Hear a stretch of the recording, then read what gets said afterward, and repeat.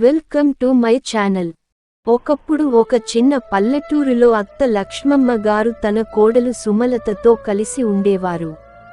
ఆ పల్లెటూరు చాలా ప్రశాంతంగా ఉండేది. అక్కడికి పచ్చని పొలాలు, పిట్టల కిలకిలారావాలు, గొజ్జల మేకల కూర్ములు భూమిని నింపేవి. లక్ష్మమ్మ గారు ఒక బలమైన, ముదుసలి మహిళ. ఆమెకు బాగా అనుభవం ఉంది.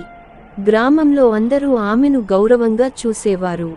సుమలత, ఆమె కోడలు, నవ్వుతూ, అందంగా ఉండేది, మంచి మనస్కతతో ఉండేది. రోజు ఉదయం సూర్యోదయం సమయంలో లక్ష్మమ్మ గారు సుమలతతో కలిసి పొలాలకు వెళ్ళేవారు.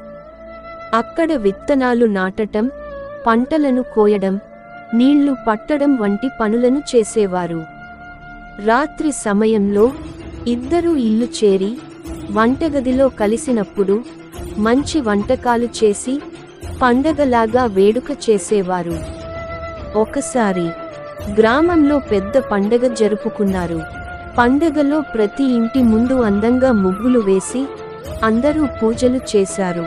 అత్త లక్ష్మమ్మ గారు తన కోడలు సుమలతతో కలిసి వంట వండి అందరికీ పంచారు.